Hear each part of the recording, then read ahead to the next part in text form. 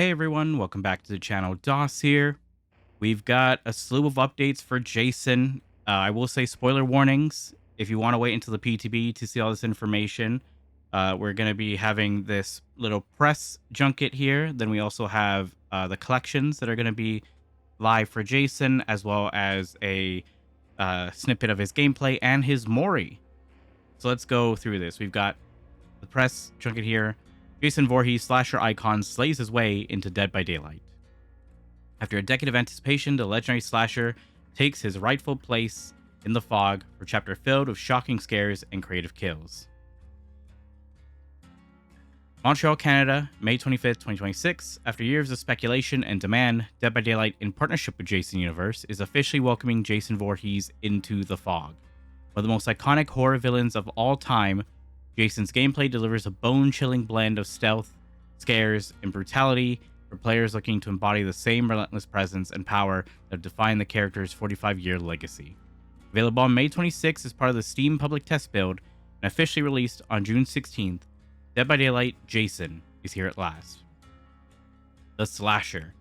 For a game that prides itself on uniting every corner of the horror landscape under a single foggy sky, there may be no better way to ring in 10 years of Dead by Daylight than Jason's arrival. From the moment the unstoppable machete-wielding maniac enters a trial, his imposing presence can be felt across every inch of the map, forcing survivors to second-guess their decisions as Jason may be lurking where he's least expected. Since the game's debut in 2016, players never stopped asking for him, and the team never gave up on making his inclusion a reality. Our fans have wanted Jason to enter the fog since Dead by Daylight's launch, says Robbie Barasimian, Executive Vice President at Horror Incorporated. We're thrilled to help make the game's 10th anniversary celebration even more special for fans, and can't wait for players to experience the killer's new skins and gameplay that only Jason can deliver. Dead by Daylight has always been about nightmare horror stories, and Jason adds a new chapter we hope players will enjoy. There was never a question that our 10th anniversary chapter couldn't be big. It needed to be something really special, shares Senior Creative Director Dave Richard. When we wanted to see a path to finally making this partnership a reality for our 10th, we knew then the perfect Jason moment had come. We're just thrilled the stars aligned and we're able to work with the great folks at Jason Universe to deliver this for our players on such a major milestone for Dead by Daylight. Omnipresent Evil. Jason's powers split into two distinct components, the first being Omnipresent Evil, a stealth-based ability that encapsulates the killer's knack for popping up in unexpected places to catch his victims off guard. Activating Omnipresent Evil causes Jason to vanish from the map entirely, allowing him to move at increased speed while giving survivors zero clues as to his whereabouts. While invisible, Jason can track his prey through faint visual cues like footsteps, predicting their movements and positioning himself perfectly for maximum effect. To reappear, Jason targets key environmental points such as pallets, vault points, and breakable walls, bursting back into action with explosive force. For added effect, these sudden appearances can destroy breakable obstacles around him and trigger screams from nearby prey. Survivors will have to contend with the tension that comes from suddenly losing track of Jason. He was right behind me, and knowing a victim's attack could be waiting just around the bend. Improvised Carnage. The second half of Jason's power taps into his signature creativity when it comes to kills utilizing the items available in his environment. Scattered throughout the map are containers filled with makeshift projectiles, fragments of lockers, broken generator parts, shattered pallets, and even hooks. Jason can pick up and throw these items with devastating force, turning familiar elements of the entity's realm into deadly weapons.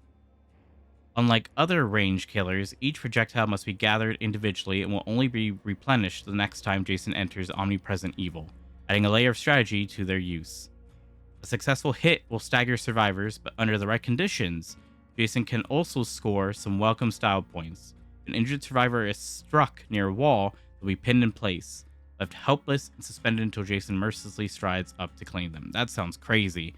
So we have kind of not really a crafting system, but we're using bits of Dead by Daylight's iconic items and stuff to our advantage as killer. That's really cool.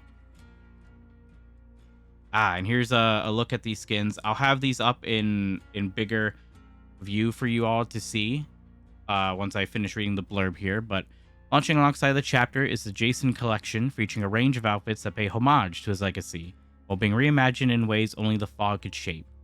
Jason's default outfit presents the unmistakable icon from Jason Universe, originally designed by horror legend Greg Nicotero, a 13-hold hockey mask, machete, and weather-beaten clothing worn through countless kills.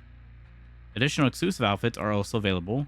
Backwards Terror trades Jason's jacket for flannel and suspenders, and his machete for a heavy axe. Death Forsaken offers a grotesque incarnation with decayed features, exposed bone, and a shovel in hand. While Jason's Depths of Despair outfit sees him emerging from the depths, a vision of terror, covered head to toe in barnacles, coral, and seaweed. Dead by Daylight Jason Universe is available May 26th as part of the Steam public test build. It releases officially on June 16th. And we have the About section here. This should be the end of the press junket, so some pretty cool stuff with this power, some very interesting things. But that's not all that we have.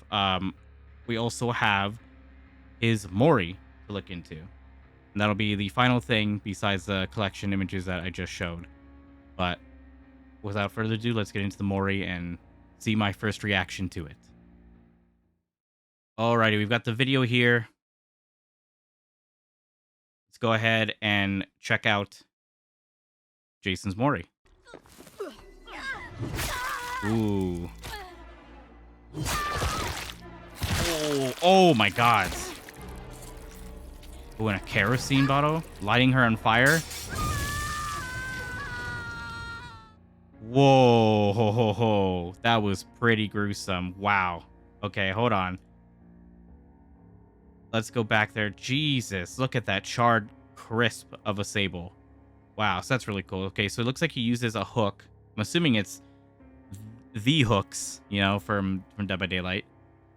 Clips the shoulder, brings her up, lifts her up, guts her, throws her to the ground, then drops the kerosene bottle that spawns in, lights a spark, a nice little shot of Jason's mask, and then you get the charred crisp. That's intense. That's insane. That's crazy.